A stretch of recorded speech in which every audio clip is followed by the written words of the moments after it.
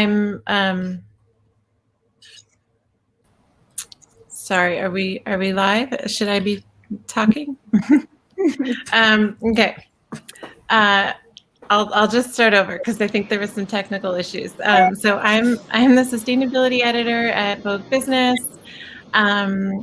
You can find our content at voguebusiness.com. We have a weekly sustainability newsletter that goes out on Thursdays.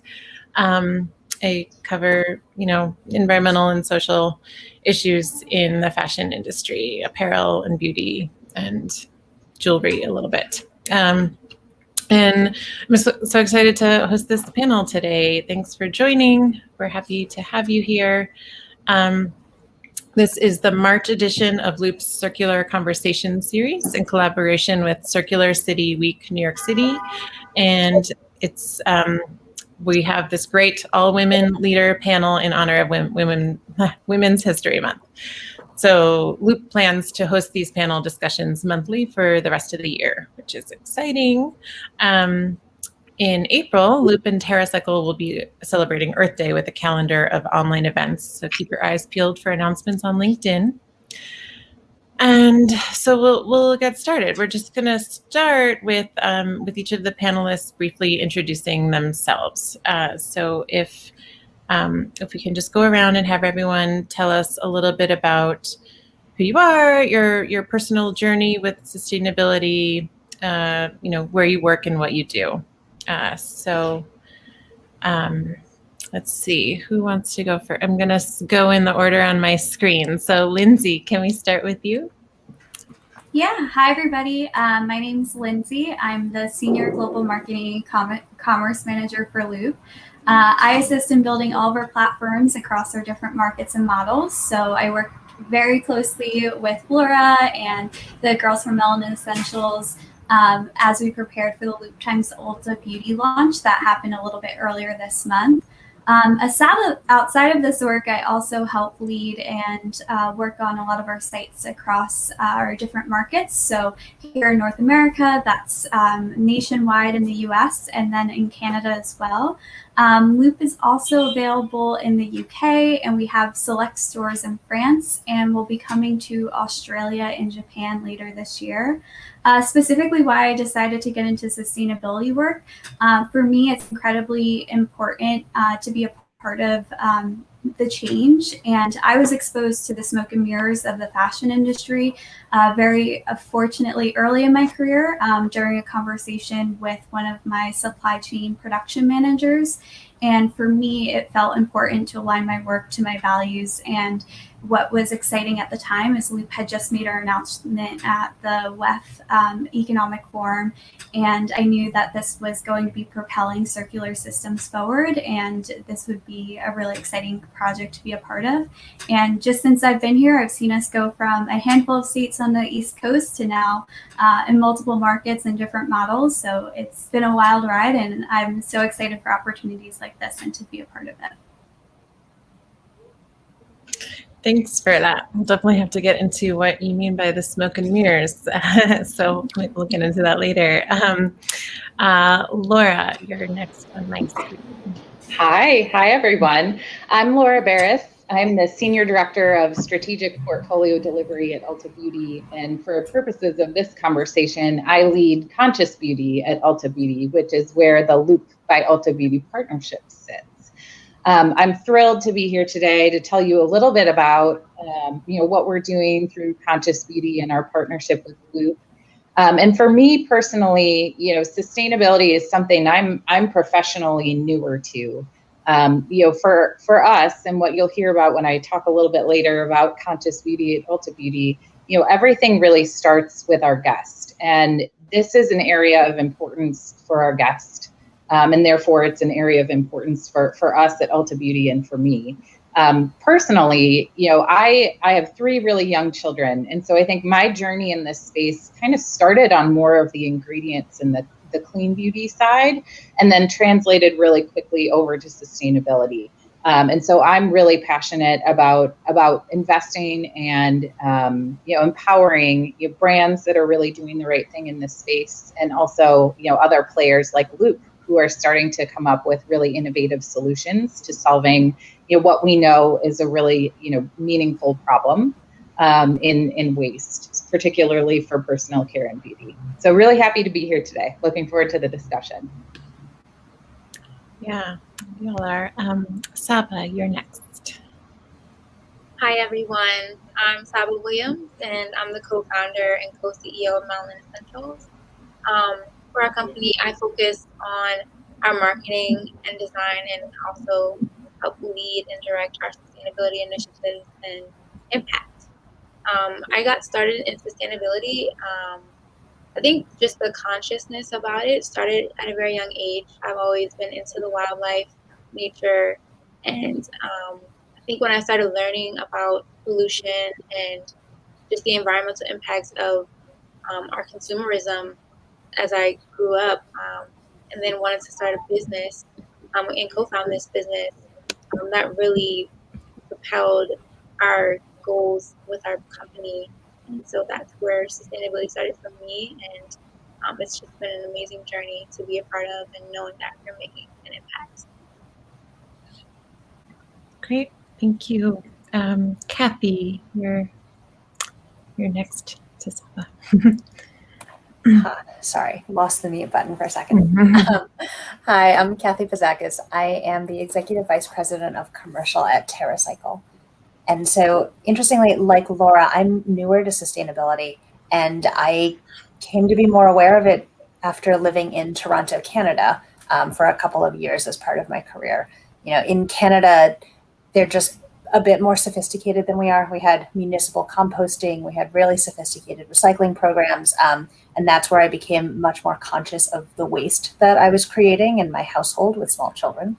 And then moving back to the US and realizing that there wasn't the same infrastructure really woke up the fact that I needed to do more personally in sustainability.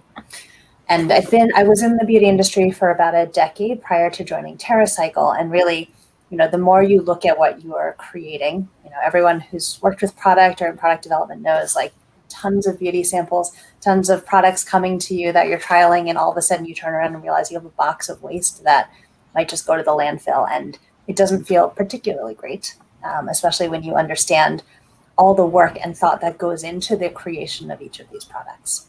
So that's what brought me to TerraCycle, and I really love the work that I'm doing here, which is on the growth side for our recycling programs.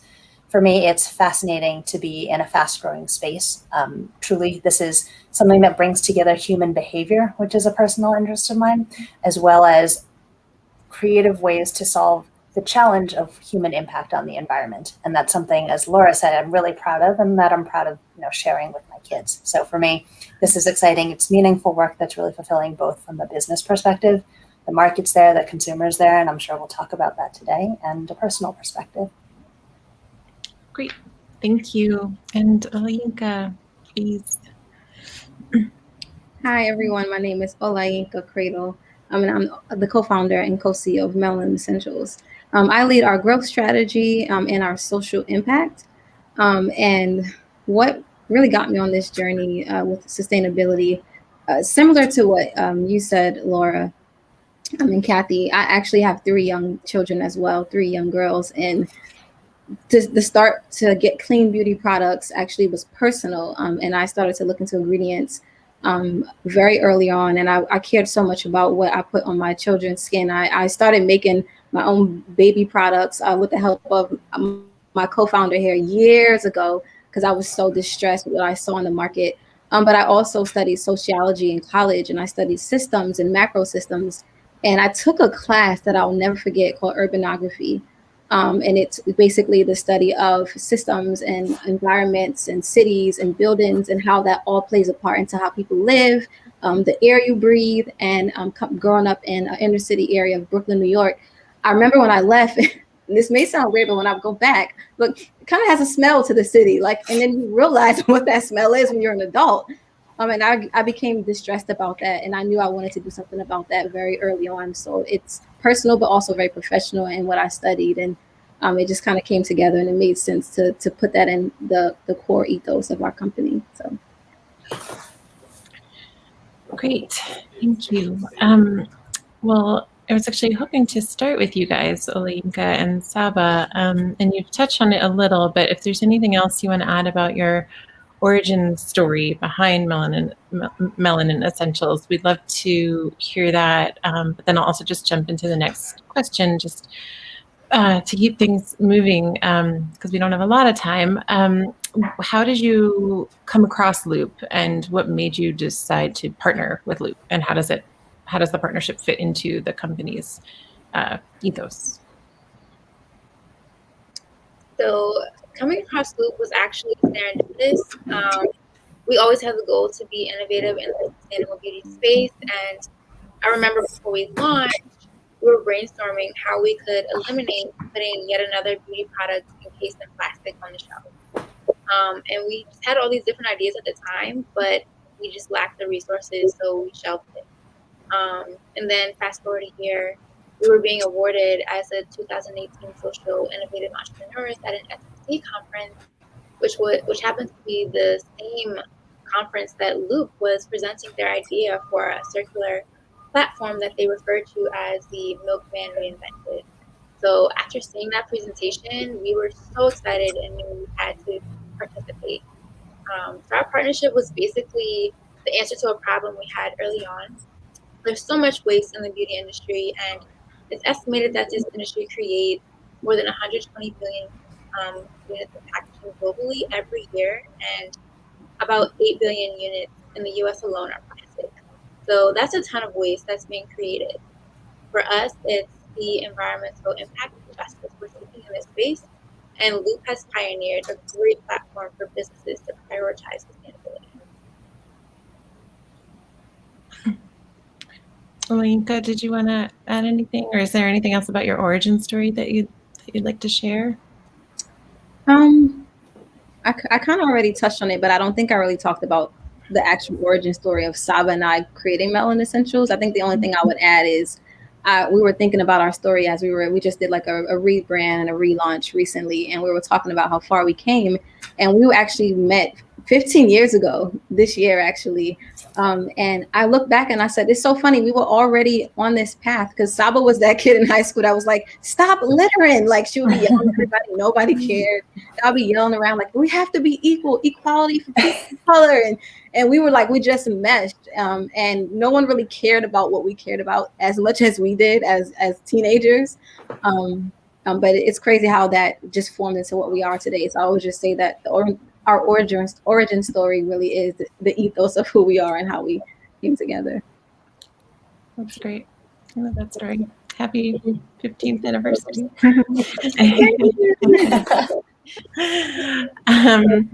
So, Lindsey, from Loop's perspective, why is tackling beauty packaging waste so important, and why did Loop partner with Ulta Beauty to accomplish the goal, Loop's goal? Yeah, so exactly what Saba just shared, a majority of beauty packaging doesn't quite make it to being recycled. And so it's accounted that there's over 120 billion units, is what she just said, just within this cosmetics industry alone. So it was important for Loop to partner with the largest national beauty retailer, because for us, it's not just about making the solution accessible, but also being able to create an actionable improvement within the industry at scale. So I think working with Ulta specifically is really important for us to be able to integrate and actually have a meaningful impact. And knowing that they're not just thinking about what's on the inside of the products, which is incredibly important, but the outside as well, through the Conscious Beauty program, made this a really natural fit for us. Okay. And Laura, what about from your side? Can you walk us through how the Loop and Ulta partnership came to be, and how does it fit into the Conscious Beauty strategy? Yes. So as I mentioned, I think earlier, for us, it really starts with our guests. And so what we know is that consumers are increasingly conscientious about making really informed purchasing decisions related to products. And we've seen that rise of interest in clean beauty and sustainable practices in beauty. And so as part of our journey to provide guests with more transparency and options in the space and within our assortment, we launched a program called Conscious Beauty at Ulta Beauty in the fall of last year, with focuses on what we call pillars. And the pillars are clean ingredients, cruelty-free, vegan, sustainable packaging, and positive impact. And these are really areas that we wanted to give transparency to because it allows our guests then to find what within our assortment aligns with those values. And it also helps us celebrate brands that have made tremendous progress in this space.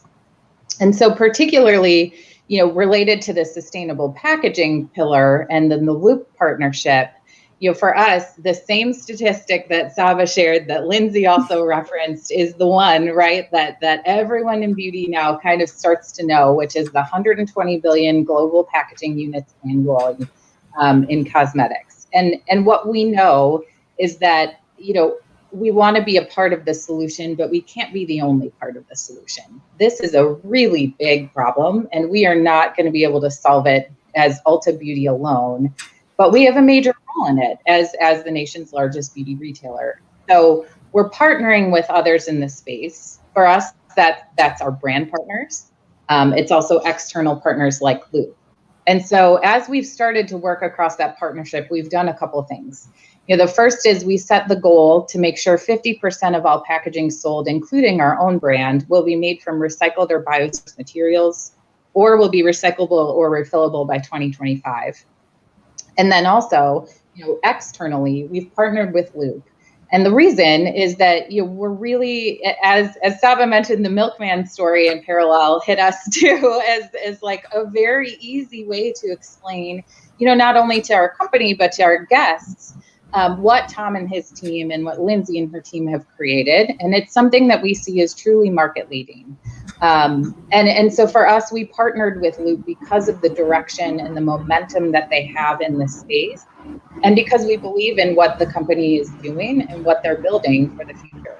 We also have Tom. We're fortunate to have him as part of our Conscious Beauty at Ulta Beauty Advisory Council, and he's helping us, advise obviously the evolution of the program overall, and certainly, the partnership with Loop. Rachel, I think you might be on mute. Yes, I had it ready to unmute and then forgot to click. Thank you. I was just going to ask about that refillable or recyclable goal. Is there a specific, is there a goal like for how that breaks down, like preference for, one or the other? Yeah, I mean, I think, in beauty, one of the things that we're still on the journey and learning is that this landscape is changing really quickly. And consumer sentiment around these options are changing really quickly as well. And so the target being a few years out, we're still kind of working through what that looks like exactly in terms of breakdown. We don't have sub-targets, for each type yet. Mm-hmm. But we're really still just kind of looking forward to getting everyone on the journey and continuing to make progress. Got it. Okay. And can you talk about if it's like, are there plans to scale up throughout the whole company beyond Conscious Beauty? And and then looking sort of more broadly, do you have advice for women leaders across large beauty companies on how to scale up sustainability efforts for real meaningful impact? Yeah, I think, given the program just launched in October, firstly, right, like the first thing is still continuing to educate, guide, and simplify in this space, which is kind of our mantra related to how we're bringing our guests and our brand partners along this journey. We're just at the beginning. And so really this year is focused on continuing to get familiarity, in the market with the platform and the program, and really celebrating all of the wonderful brands that we have that are doing tremendous work in this space already. And obviously, as we continue to grow and move forward, staying on top of market trends and how the space is evolving and continuing to bring that to our guests in a really transparent and authentic Ulta Beauty way. I would say in terms of switching gears to your second question, which is how would you talk about, I guess, motivating or playing a role as a woman leader and continuing to drive impact in this space through a large company.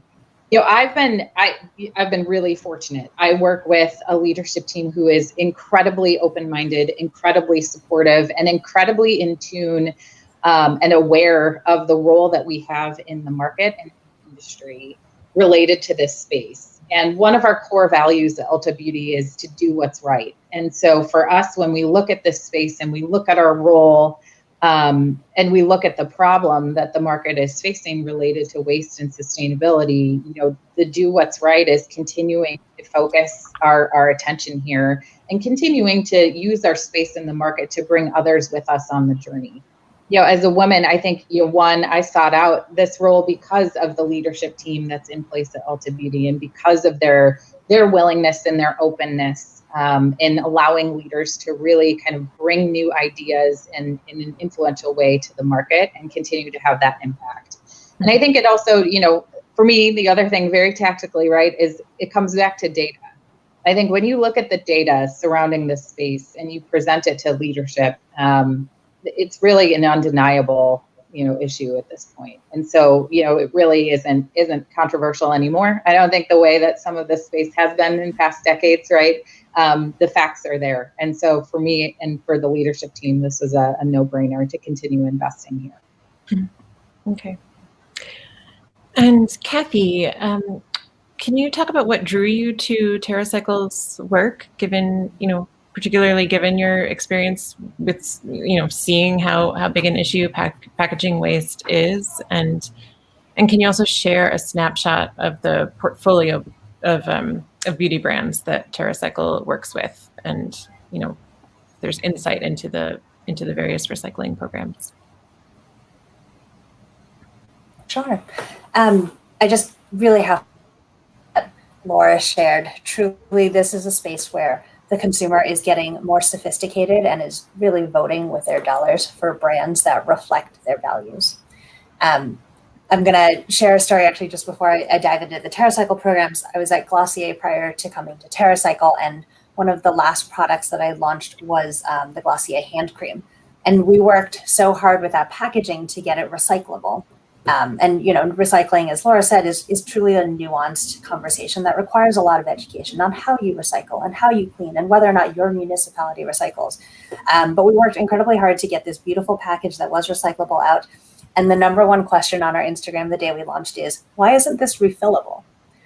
So really, consumers 100% are just continuing to push the edge for what they want their brands to do. And I think it's really important to have recycling not only as part of your brand, but now think about refillability and reuse in all of your packaging.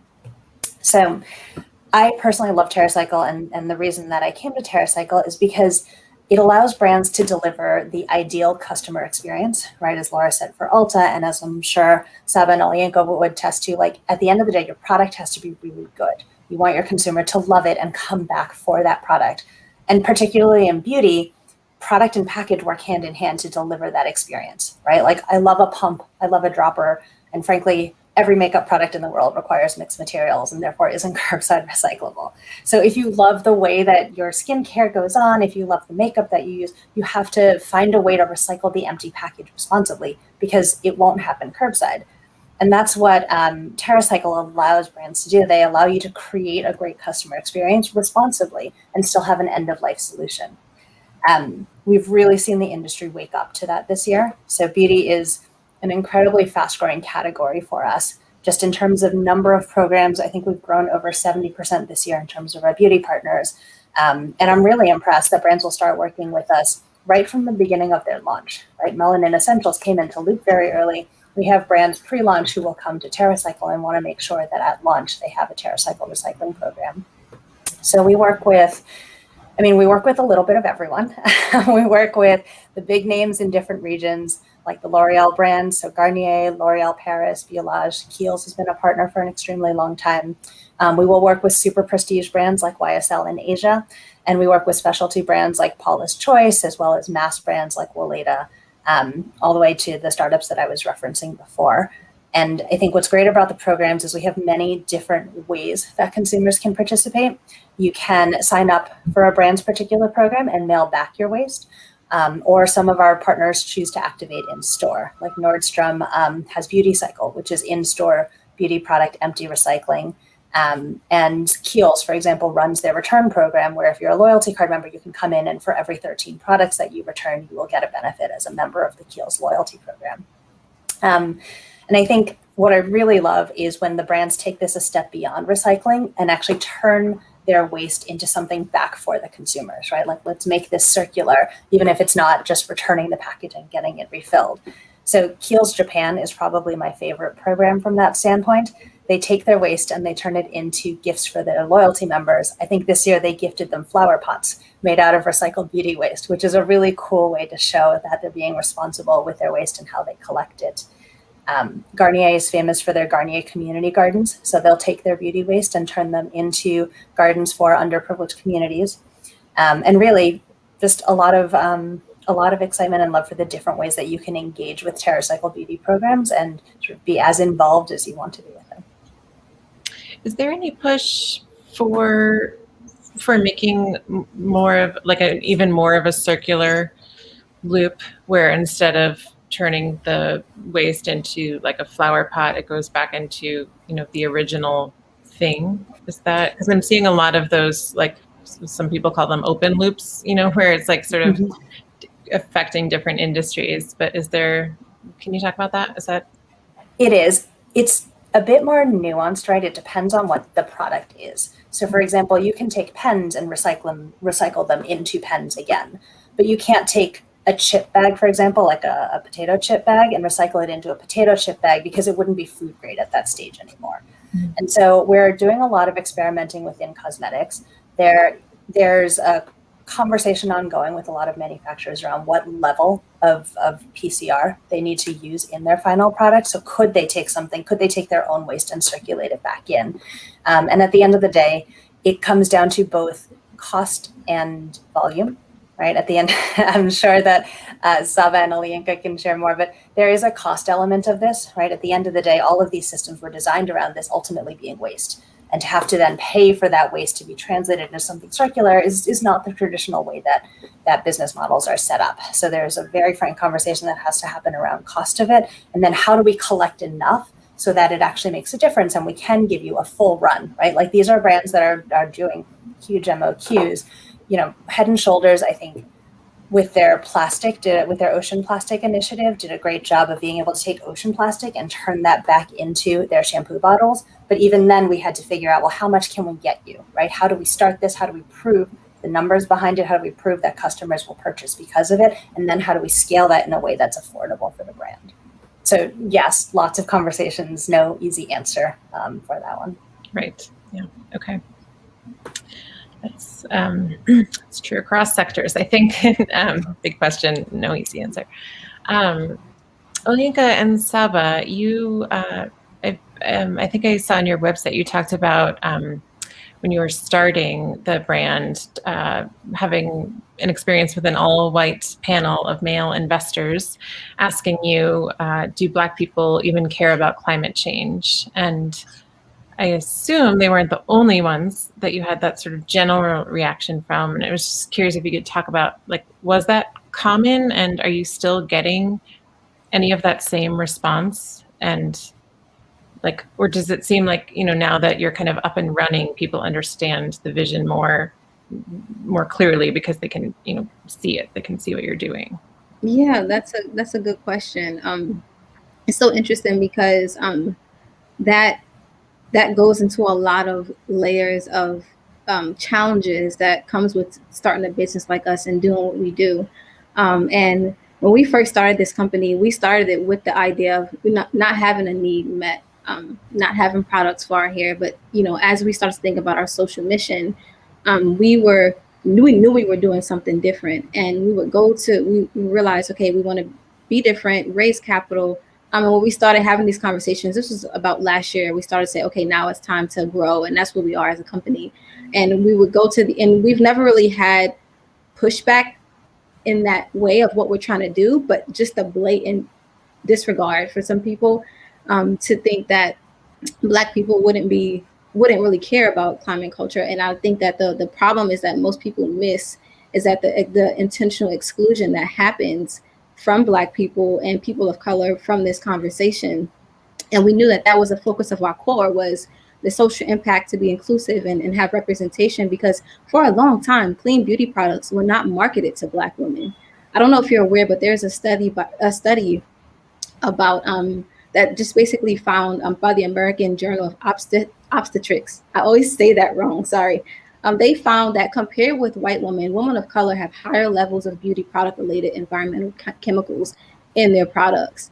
And if you look at the environments that a lot of urban areas are in, not most, but a lot of people of color communities are within 1 mile of a railroad track or gas emissions. And these are things that if you look at the research, people of color and Black communities are actually going to be most affected by the detriments of climate change. Yet we are not dominant faces in this conversation, in this industry. And it's funny because we do care, but I think not having that platform, not having that voice, and then you have the capital gap of not being able to do the same things that our peers are doing. And, just the fact that 8 out of 10 new woman-owned businesses are launched by a person of color, yet only 0.2% of venture capital funding goes to a Black-owned, woman-owned business. Not 0.2%, I mean, not 2%, right? Not 1%. We're talking past the decimal, 0.2%. So that is a real challenge that we face. So you have that factor, and that there's some limitations on that. I mean, I think that once people of color are started to get more resources and more platform to do this, I think, but in our own communities, we're having these conversations, and we're tired of it, and we want to see change. And I think that's what keeps us going, is because like the people who understand this issue and who do their homework and they understand the detriment that we're faced, they support us fully, and we have no problem with the people that understand. So we're not really too worried about it. And we actually walked away from $100,000 that day. It was no problem. We were like, fine, keep your money. Like, we know what we're doing. And we know our business even more now, and we're more sure about what we're doing now than we were. I think that was maybe like a year ago or a year and a half ago. I mean, now we have way better offers anyway. So yeah. It's still a problem, but I think it's multifaceted, the problem itself. Okay. And it seems like you're doing well. Like there's a positive reception to the brand. Do you take that to mean that there's been sort of pent up demand for your, types of products? And, can you talk more about the trajectory that the brand is taking? And sorry to pile on, but just we want to get through a lot. Also, what advice would you give to young women founders and leaders who are working in sustainable beauty businesses, or who are trying to push the envelope on circularity? So I'm going to answer backwards.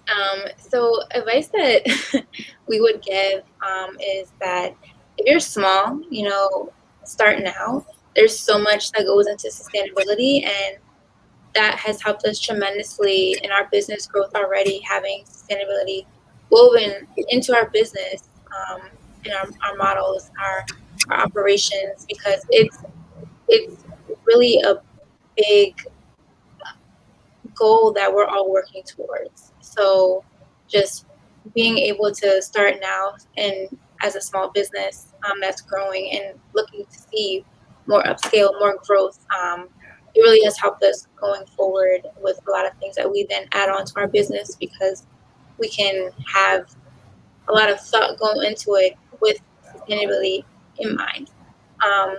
And also, one thing that was key for us starting this business was, we knew we did our homework, and we knew we were onto something impactful and groundbreaking. So we believed in ourselves and our idea, and so we would say that for other young women leaders and business owners to, if you're onto something great, like continue on that path, and that impact, and know that impact will be felt.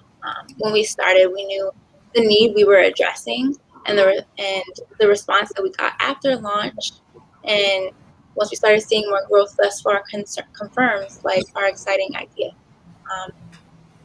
Can you repeat the first part of your question? Yes, sorry, it was a lot.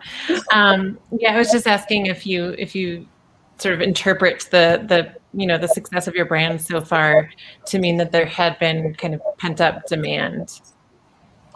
Absolutely, absolutely. Like Olayinka had said earlier, we really just didn't have the platform, the visibility, and so people being excited for our brand and seeing that positive response that we received after launch, affirmed that there was a need that wasn't being met, that wasn't being addressed, and we were meeting that need. And people were excited for us, and we got a lot of raving fans because of that, because this was a niche in the industry, and we were tapping into that market. And I think if I can just add on to that, one day we were just looking into the other companies, and we always noticed that a lot of Black-owned brands or woman-owned brands who in a similar space, they'll be heavily focused on the ingredients, but then they'll be missing the aspect of the packaging. And then there'll be some on the packaging, but the ingredients are not that great. And we started to realize we really are hitting a niche right here, because we know that people care. This is keeping people up at night, people who we talk to in our community. And we're like, wow, we could, like, are we really going to be like one of the first, like, huge Black-owned zero waste organic beauty brands? Like, is it really that crazy? But the thing that really connected everything was, even though we had an issue at first, like, getting that capital, and I mean, obviously it's still a challenge, but what I could say is that those super fans who believed in our stories, and we started with making the products in the kitchen, and now we're like in a facility now, we're able to like expand, and we're looking at expanding. And I think it's because we had to be very resourceful with the limited amount of cash and things that we had in the beginning.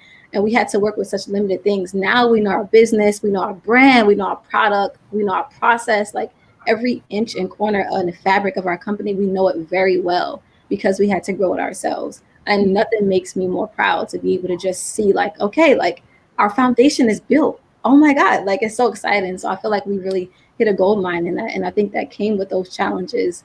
And it speaks to the demand that we have now, because we were able to expand in that way. Who would have thought? So yeah, there's definitely demand, and I'm excited to see what comes of it. Yeah. Mm-hmm. Okay. Thank you. That's it's exciting to hear about. So thank you for sharing. Laura, can you share where you see Conscious Beauty at Ulta, which launched less than a year ago, as you mentioned, where you see it headed over the next year, and perhaps longer term, and how will you continue to empower consumers or encourage them to look for more sustainable products? Yeah, so great question. I think for us, we recognize this is a program that can't stand still, right? Consumers aren't standing still. They're continuing to push the envelope, I think, as Kathy mentioned, of really pushing brands in this space and really pushing retailers in this space to continue to do a better and better job related to the environment, related to ingredients, related to treatment of animals, related to all of those things, and related to the impact and the legacy actually that companies are having, right? And so, I think over the next year, obviously our focus is going to continue to be on education in this space, particularly related to sustainability, is really complex. And so I think, as consumers are kind of demanding more knowledge, our role as a retailer is to help kind of educate the consumer on what is this space, what does it look like, who are the brands that play in this space already, and who are the brands that are coming, right? Internally and on the other side, it's working a lot with our brand partners, starting to do the same thing. So helping guide and educate brands on the choices that they're making, and helping to ask the right questions kind of from a merchandising perspective as well, and helping kind of get brands started on this journey. Not everyone, fortunately or unfortunately, right, had the luxury of starting their business like Olayinka and Saba with this in mind, or as part of their brand heritage necessarily. And so, there's different challenges when you think about brands that are on that end of the spectrum. And so how do we help, kind of get them on the journey as well? And so that's something we're thinking a lot about in the next year. Yeah, I'm curious, is the company looking at Conscious Beauty as a, like, sort of educational sort of tool to then apply like a lab, for testing out different concepts? Are they gonna expand what you're doing in conscious beauty to the company? Yeah, no, I mean, we haven't, as I mentioned, the focus really was first on getting this program in market for our guests and really start to put that in place for them first. I think as we see continued interest in the space, like who knows, right? I think, but initially, yeah, I mean, we do see this as a vehicle for education. And the other piece of it is on our associates as well. So we want to make sure too, when the guest walks in the store, our associates know about this great program that we have and the brands that are in it that are doing a great job in this space too. So that's really our primary focus. But, I think too, to your question, are we going to test more concepts? Partly that's one of the things that attracted us to the Loop partnership, right? Was to really test in this space. Like, we hear our guests are really engaged and interested. Let's see how it shows up with something we're putting in market. And so we are using kind of that test and learn approach in some aspects of the program. Okay, great. And Lindsey, can we hear just a little bit of Loop's perspective? Access and cost are always big in sustainability. There's a big perception that the environmental movement leaves people out who can't afford, the lifestyle. It has a sort of elitist reputation.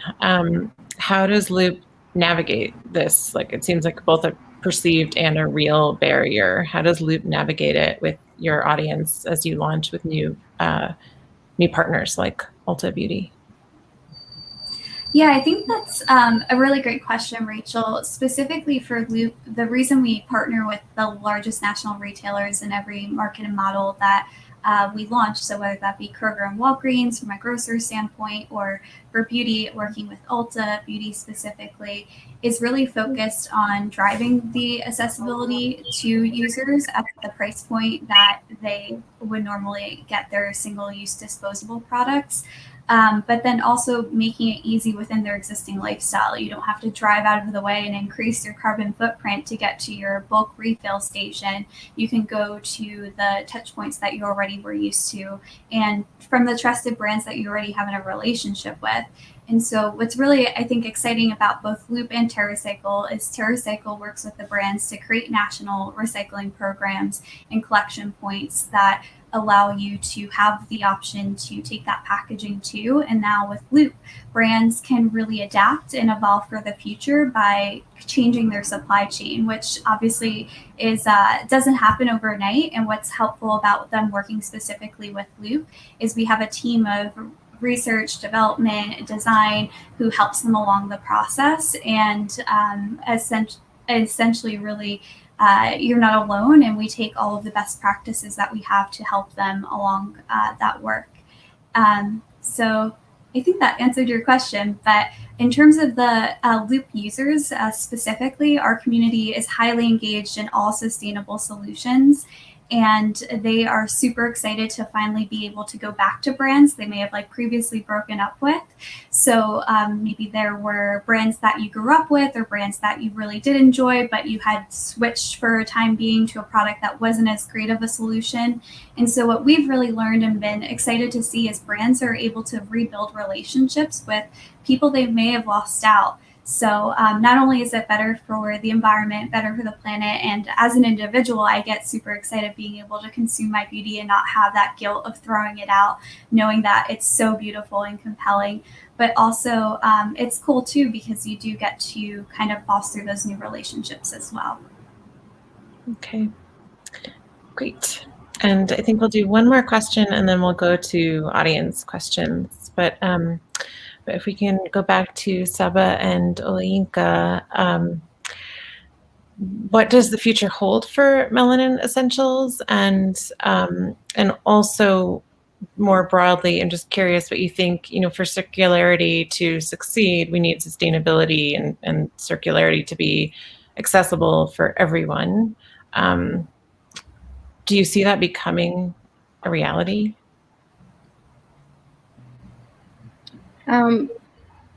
Yeah, I think it depends on what angle you're looking at. Like we we know there's a cost to sustainability. And I do some climate justice work as well with the B Corp community. And one of the things we talked about was if you are from a low-income community and you really only have a certain amount of money to spend on food or groceries or beauty, you really literally can't even afford to listen to a conversation about how to purchase certain things.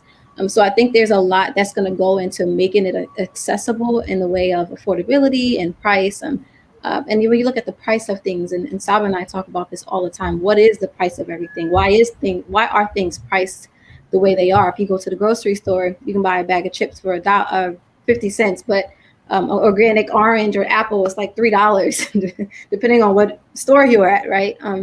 So I think that the cost it has a lot to do with systems and how things are priced and what we consider to be cheap and what we consider to be worth the sacrifice. And at the same time, like what are the ethos of our business is social impact. So we know that there has been some systemically excluded communities, but we're very intentional about starting with a product that really would, anyone literally can use our body butter, and we try to focus on the knowledge of how to use a body product and why it's important to use something that's good for your skin, whether you're a woman or a man or whatever your race is. So we want people to really hear about this mission and learn about the importance of it. But I'm optimistic about the accessibility, but I think it's going to take a lot of work, a lot of support, especially where you see marginalized communities, because there is a fact that some people just cannot afford it. And then at the same time, really just champion the movement. We're going to do it if we do it together, but I will be frank, it's going to be difficult. And there's already some things in place that are trying to keep us away from making this a reality just because the way systems work. But I think if we stick together and we stay focused, I do believe that it can become more accessible. But there's so many layers to what accessibility means and to who it means and to who it's referring to. But I'll turn it over to Saba to talk about. I think your question was, what do we see for the future? Yeah. So for the future, we definitely want to continue to push the needle forward in the sustainability beauty space. Specifically, what that looks like for us is, growing our D2C and our nationwide retail stores. And we also have more products that we want to release, and making sure that, the things that go into packaging those products meet our ethos, our values, and are aligned with these goals and missions that we have. Because, for the past 4 years, we've been making every single product by hand. And that has made us experts in a sense, but it also limited our capacity for growth greatly. But as Olayinka mentioned earlier, last year we were able to secure a manufacturer, which really sets us up for future plans to expand nationwide. And we moved our production, and after transitioning, now Olayinka and I can focus on getting our products and mission out, and just pushing that message more so we can finally handle the demand that will come from the growth and launching in national stores.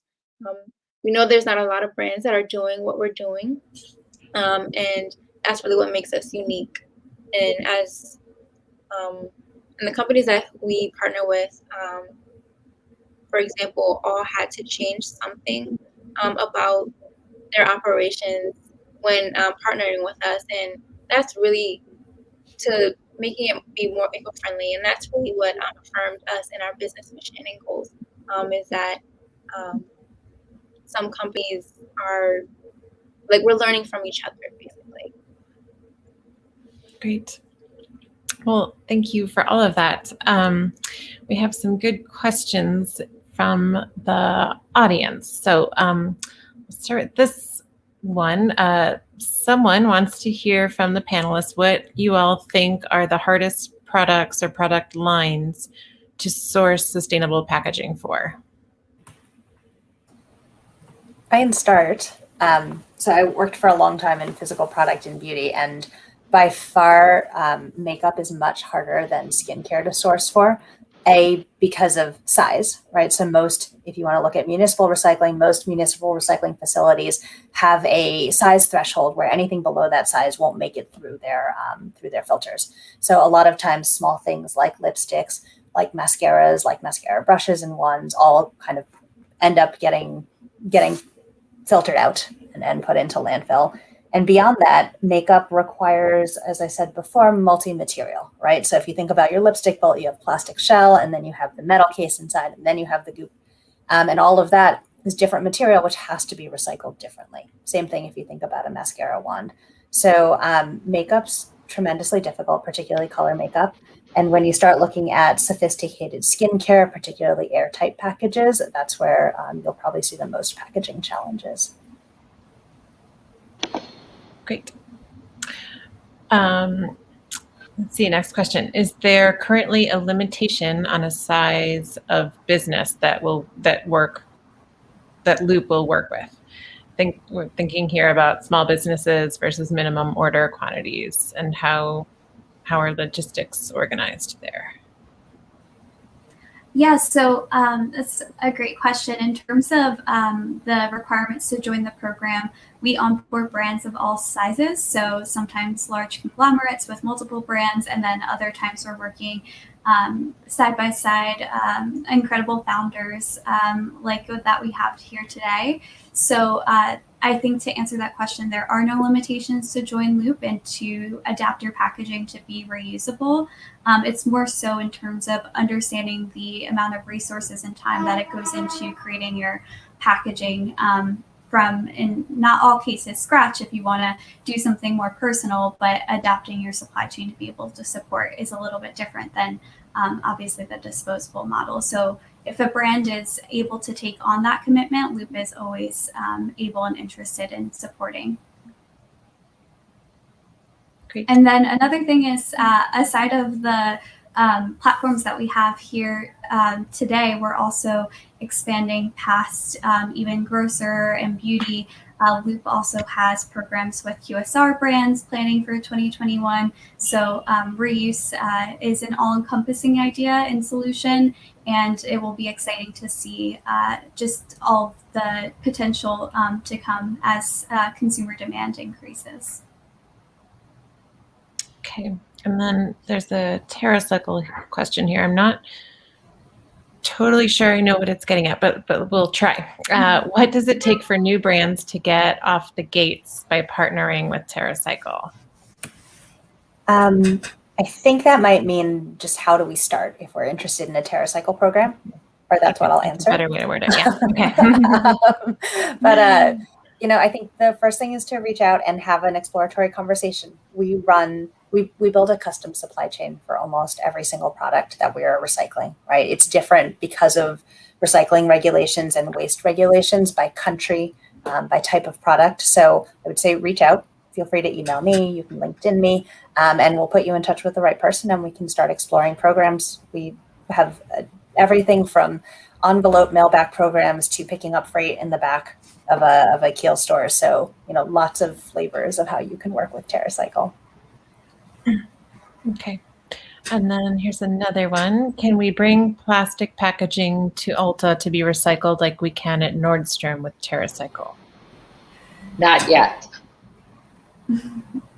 Is that coming? Maybe soon.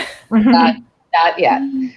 No, so we recognize, that is something that some of our competitors have started doing, and that's a great step in the right direction. And so it's something we have been and continue to actively investigate. So not yet. Okay. And is the Melanin Essentials packaging biodegradable, and how? Yeah, I saw that question. I was really giddy about it because we worked hard on that.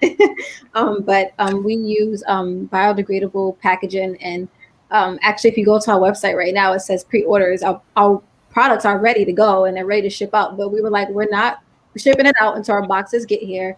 So like the bubble wrap and all that. Like we were like, we're not doing that, and we're the only person in our whole fulfillment center that is like, nope. They were like, we can just ship it in regular stuff. It was like, no, we have our own boxes. We have our own fill-in, and it's all biodegradable. And that's really something we're proud of. And it's called Eco Enclose. I don't mind shouting them out. This is not like a paid partnership or anything, but we have a lot of eco-friendly, biodegradable, different options. And again, even down to what you ship your stuff in. A lot of people don't think about that, but that was important to us. Like, we want to be able to sleep at night knowing, like, as we grow, those systems are already in place. So yes, we do have 100% recyclable and biodegradable packaging. Great. Great. Well, I think that wraps up all the questions. I think let's just end on, maybe one sort of like prediction or request, from the industry or from women leaders in beauty or sustainability for the coming year. If we could just wrap up with those thoughts, if you all want to go around. Kathy. All right. I think one of my first bosses when I joined beauty was Daria Myers. She was one of the creators of Origins. She was the one who was into clean formulas before it was clean. And I think she really paved the way for me to understand that being a successful business doesn't mean compromising your values or what you think is important, right? You might have to think more creatively. You might have to do extra work in order to prove out the value or where it is. But, in a way, she saw this movement before it was even starting. So, I think she's fantastic. And I think her vision is true, because if you look over at Europe is far more advanced than we are in terms of what they require for brands and packaging and recycling. Like, I think Spain has already banned single-use plastics in products as well, which is really going to be interesting for how people consume. And I think as leaders, and particularly as women who are able to lead in this space and think holistically about solutions, it's incumbent upon us to be able to think ahead and not only develop a beautiful solution for our customers, for our guests, but think about how we use that to holistically drive our business forward, and how we don't have to compromise the growth of your business in order to be sustainable, and that the two can work together. Mm-hmm. Great. Laura, did you want to go? Sure. Yeah, Kathy, I love that. And I would add, one of the things I think, being newer on this journey, and Ulta kind of now entering this space in a more formal way, we've been really encouraged by the cross-industry partnership that we've started to see across, our brand partners, external partners playing in the space, competitors in some cases, and also just other industries, playing and wanting to play a role in helping really drive all of this forward and come together to solve an issue. And so for us, as we look forward in the next year, I'm just really excited and encouraged by conversations like this, where we have different groups, different industries, different roles in the industry represented, because it really is going to take all of us to solve this problem. And so I'm really looking forward to just continuing the conversation. I think we all are, yeah. Saba, could you go next? So basically what Laura had said, like, continuing this conversation, continuing to partner with other like-minded people, business owners, women, and just continuing this whole conversation and growing our initiatives and our impact, and continuing to be leaders in this space. And yeah, very short and sweet. Okay. I think we might automatically end soon. So Lindsey and Olayinka, could you give super quick wrap-up thoughts? Yeah, absolutely. So I think today is proof that the conversation's happening. It's just the beginning, and it's growing rapidly. So there's a lot of room to be a part of it. And I encourage everyone, whether you're at a brand or starting your career, to really think about sustainability in beauty as a potential career. And then specifically, one of the things that was mentioned earlier was just how exciting it is to be a part of the change, and how empowering it feels, not just as a consumer, but as a professional. So hoping that everyone can find that. Great. Thank you. Sorry, we're running out. So, Olayinka, do you want to close us out? More representation and accessibility for people to just be a part of the conversation and be a part of the process and be able to have access to what we're doing here. So, yeah. Great. Okay. Well, thank you all so much. This was a great conversation. It was nice to hear from all of you. Everyone who's watching, make sure to attend next, some of the upcoming circular conversation events. You can find me on Vogue Business. We'd love to have you as a Vogue Business member if you want to sign up. And we'll just see you next time. Thanks for being here. Bye.